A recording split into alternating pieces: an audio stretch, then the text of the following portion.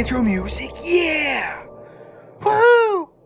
Perfectly legitimate question, is cloaking still worth it? And this mechanic came out several years ago in STFC. So long ago, look at the guy who's showing it off. Like, golly, that was forever ago. But it is still a mechanic in the game. As you can see right above me, we have the G6 epics that have cloaking. You have special ships that have cloaking. And you have, well, your standard ships that many of you will be familiar with, like a Burrell at level 32 or a Vorcha at level 53 with cloaking. Does it actually provide a bonus, an element in the game worth pursuing? And if you have it, should you be doing it every single day? Yes, I do. By the end of this video, hopefully you have that answer. And if you don't, well, I don't know what video you watched, but continue on. We're going to go through all those little things. Now, I'm in the process of, spoiler alert, going after the cloaking for many of my G5 epics on this particular account that you've seen. Now, other accounts that I play on, such as G6 accounts, do have cloaking, and I've seen that, yes, it can still provide some value for players. So I think it's important for us to talk about today. If you're a newer player, when to pick it up. This is a D3. Now you can pick up a D3 at level 26, and that's one of the first ships that you have access to with cloaking. However, the Separatist D3 is a little bit unique. But let's just call it a D3. I don't have a regular D3 handy, but as you can see, I have cloaking. Your ship is currently cloaked. Cloaking ends when the duration expires. You enter combat, begin mining, or dock at a station. I'm currently docked, so clearly that's inaccurate. But if we jump out into space real quick, you will find this right here. You'll see a little button right over my shoulder. You hit the cloak, and cloak then engages. And depending on several different factors, ship abilities, ship level, and of course all the different researches and stuff that apply to you, the duration can vary. For me, as you can see, it is currently going on for about 4 minutes on this particular ship. Now let's take a look at the actual numbers of cloaking in general. So let's spreadsheet time. Yep, we got another spreadsheet for you. But as you can see here, we have various different ones. Now, technically, the first ship that you can get cloaking from is actually the USS Discovery at the very beginning of the game. It's at level 21. That said, we're not really counting that because, again, that's not something that you get a natural run at. You do have the opportunity to get it, but for the average player, you're not going to have that until 26. But let's talk about duration. You can see the durations are quite low. The longest that I can get with the D3 is actually 12 minutes, which is pretty impressive when we consider what this advantage can bring to us. If your alliance is at war, for example, having that to cloak your armadas and make sure you don't get hit can be incredibly valuable. Something we found on server 710 was having a war with the friends and families over there at Wolf. Just using that as an example. Or you could take a look at it from the same perspective of in territory. If you're able to cloak and you have these type of timers in territory, that's going to give you a little bit of that extra oomph and point scoring ability that you normally wouldn't have. Now, as far as everything that's available, take a look here. You see there's different damage bonuses, and I do want to point out that cloaking is not just an elusive feature. It actually has a damage bonus that you're going to get depending on the ship. So for example, you have a 700% bonus if you're in the Enterprise E or the Scimitar or the Krencha at level 70. Now you might go, Rev, 700% isn't a lot, and you would be correct. However, as we always love to stress, more is more. And in fact, it's one of my favorite things to say on this show. More is more. And that still applies here today. More is more. So if you can get 700%, that's amazing, especially if you're in a close fight, like in an incursion, for example. If you are in PvP arenas, sadly, that is not something that works, but I do want to talk about this still being good for you. Now, how much does it take to unlock it? Faction store is a little bit cheaper, as you can see here, starting off at 14.5K. Is that a low amount? Yeah-ish. Is that a high amount? Kinda. Again, it all varies. Today's game has gotten much easier. We'll take this off the screen here real quick. Today's game has gotten much easier to then get faction credits. So for example, I could pop over to my away teams, even on lower level accounts, and find a lot of abilities and events that pay out faction credits. And it gets much easier as you get into G4 and G5 with the ability to grind faction credits directly in the mirror universe hostile grinding. And then of course to go into Voyager spaces we talked about in our last video, where you would summon that Borg cube in Voyager space. Then you get the faction messages from that cube, and then you turn that in for faction credits in the faction store, Federation, Klingon, and Romulan, respectively. But you have things like this. Again, I'm showing you the level 60 account, but the same premise applies on a lower level account. Here's me getting 4,255. For comparison, if you're curious, on my level 32 account, I average about 1,000 to 1,200-ish faction credits every time I complete it. So, critical base. But remember, that's another video talking about the importance of criticals in away teams. So the ability to obtain these has gotten easier, and I'd actually argue that that makes it more valuable now than it was before. So if we hop into our research tree, many of you already know where I'm going, but again, I really want to stress, not only are you getting that damage bonus from the owning the cloak itself, again, shout out to those level 70 players. If you can get anything that improves standard damage, remember, standard damage is what you are using to base things like ISO damage off of. If you don't remember that calculation, put that on the screen. And ISO damage still today is one of the strongest things in the game. So if you can boost your standard damage up, well, then that would in turn make things like criticals hit harder, make other forms of damage modifiers better, because anything that you can boost the standard with, including those new ship skins they came out with, again, makes it hit harder. So let's talk about what you can do with cloaking. Now, as an early player, I find this incredibly valuable. You have the multi-spectrum shielding and right below it, the ablative hull armor.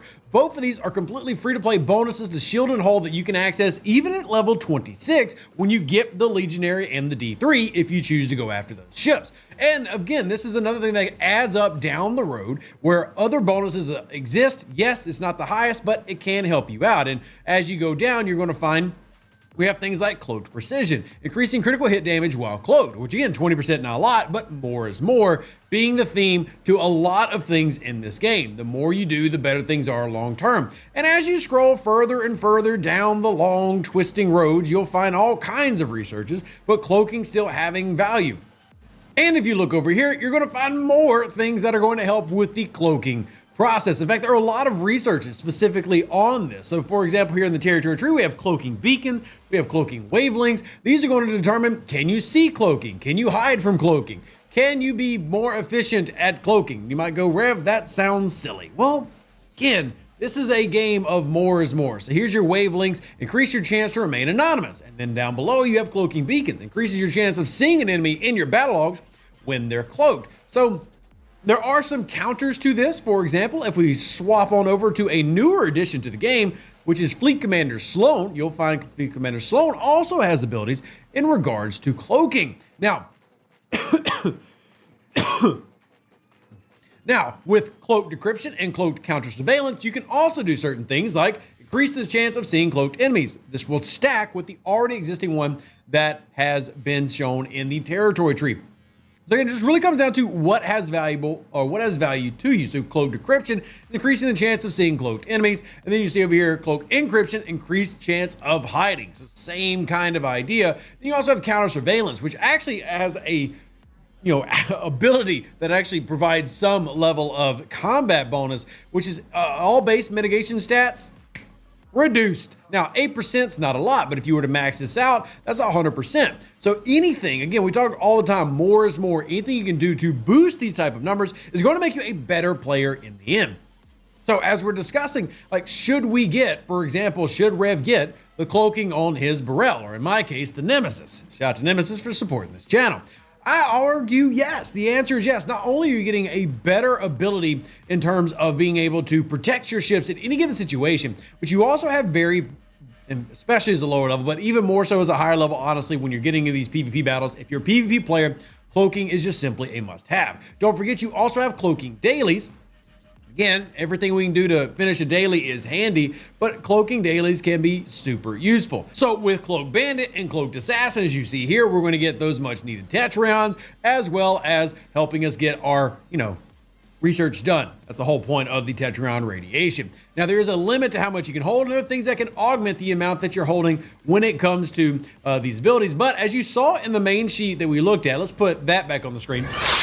With the main sheet, you can see that the times that you can stay cloaked vary greatly based on what all you're adding to it. Don't forget there's other bonuses such as stealth technology. Klingon and Romulan have their own stealth technology. You have the stealth of core. Then you have Baitor as captain, Lursa as captain, Tetrion Abundance, the Nujord TC service, so that actual territory service. All these can adjust how long it lasts, including the Emerald Chain itself. So there's a bonus there as well.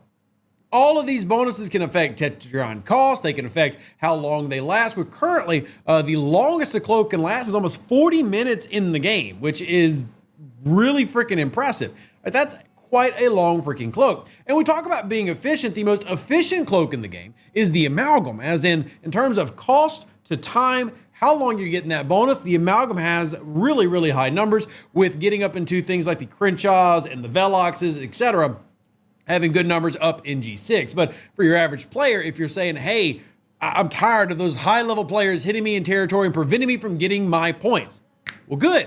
Fancy tip and trick there for you level 32s, 42s, 52s. Cloak your Amalgam, sit it in territory, and enjoy your points, because that has an incredibly long timer, and you can take advantage of that by using cloaking. How do you get that cloaking? Well, let's talk about that too. Most of your major cloaks are going to be sourced in your actual faction stores for your primary ships, and we can look at that here in a second. The Amalgam one, just because I just hyped it up, is something that you lower and mid-level players can use to your advantage to make sure that even in competitive situations, you're still getting those points and finishing your events. Well, Amalgam Cloaking is located right here in the Amalgam refinery itself. Whether you've maxed out the Amalgam refinery like I have in the Independent Archives, or you haven't, these options stay available until you claim them. And as you can see, I'm sitting on a nice little almost 22,000 of these shipskin shard trackers. And if you come into here, you see we can afford to then unlock that, and it's not super expensive, especially if you've gotten to the point where you've maxed out the Amalgam, which is going to be a G4 player. But still, we're talking about accessing this. It is accessible early on, just easier later in the game. But this is going to help you score those points in difficult situations, because the high efficiency between using Tetra rounds and how long it can last. Again, the Amalgam, depending on what all you have affecting, it can have 30 minutes plus of cloak time, and that's crazy. Now, I know that won't apply to everybody, but knowing what's possible can often set players up to have success in STFC, and with Star Trek Fleet Command being one of those free-to-play games where if you want to invest, you got to invest a lot of time where others invest a lot of money. Well, this is how you can work on being efficient and completing the events that can generally be some of the most lucrative events in the game. That being things like the Territory Season Pass. You can see TC Trailblazers up for me right now. Have not completed it, but the Territory Capture Battle Pass is known for providing quite a bit of value with things like War Room, Emblem of Honor shards, so you can progress through that. Things like these subspace relay upgrades to, again, help upgrade buildings that provide good bonuses but simply don't have great sourcing. This can be quite valuable to you. And as you see, I'm enjoying the Mirror Data and the Gwen DeMarco shards as a PvP player. But even if you're not a PvP player, things like making sure you can upgrade your Holo Field Amplifier, which is your holodeck upgrades, and getting those chronometric particles can help even the free-to-play player out there, and cloaking helps this happen. So all this can be valuable. Let's hit those faction stores real quick, talk about cost of these various cloaks. Now, benefit of this account being level 60 that I love to show y'all means I can show you lots of cloaks. So you can see the D3 cloak has already been purchased. I think the Legionary one has as well. But again, we've given you those costs on the spreadsheet. If you need that, the same spreadsheet we used recently, the ops progression spreadsheet, has all that updated. Let's take a look at the Gladius, for example. You can see that the cost here, $3,800, but if we compare it to what that is going to be total cost, we can put this back on the screen, right? Yes, back up there. What you thought you were done, you're not done. But you can see 30,000 total cost. You might go, Rev, that's so much. And I would agree to an extent, which is why we don't necessarily want to do these on the 32, or at least you wait till later in your game and progression to do that. And you can use that for certain events. Keep that in your back pocket. But if we continue to go up and up and up, we go all the way to something such as a Deridex. You can see 10 chests is going to give me 48. But we know how much that costs. So it's about 50,000 per 10. And if we're going to be doing that, well, we're going to spend about, what, 250,000. So as we're going through how to unlock, what to unlock, and the cost, again, everything will vary based on where you're at in terms of like level, what ops level you're at, so what ship are you going after, etc. And these do take roughly the same amount depending on what you're looking at. You see there is some slight deviations where epics take 120, rares take 80, but generally that stays the same. So an epic is generally always going to take that amount, with the uncommons having simply 60. But let's just look at some of the ones that I don't have. I talked about the Deridex. Well, we saw that 50 for a 10 pull. That means I need to pull that 12. Well, that price is right around 600,000. Again, the price is going to vary based on where you're at and how you're augmenting it. So the event stores can also give you a price reduction if you're wanting to split that there. And as you can see, grants invisibility, a 60% chance base to hide your name, and a 500% bonus in terms of combat for this particular ship. And again, that's what it looks like when it's cloaked. So yes, to answer the question, I absolutely do feel like cloaking is valuable to you in the game today, whether you are level 7 or level 70. The level 7s don't have it. So whether you're level 27 or 70, and if you have any questions about this and need help with it, I'm more than happy to assist. Drop your comments down below or reach out to me personally on Facebook, X, Twitter, etc. It's the same thing. Reddit, also that place. You know what? Just hit me up. I'm more than happy to help. Live long and plunder. Stay safe for those Space Cowboys. Deuces, that's me. Catch you on that Star Trek Fleet Command video. Thanks as always for the love and support, and we'll see you on the next one. An even better outro than the intro. For the Empire and glory to your house.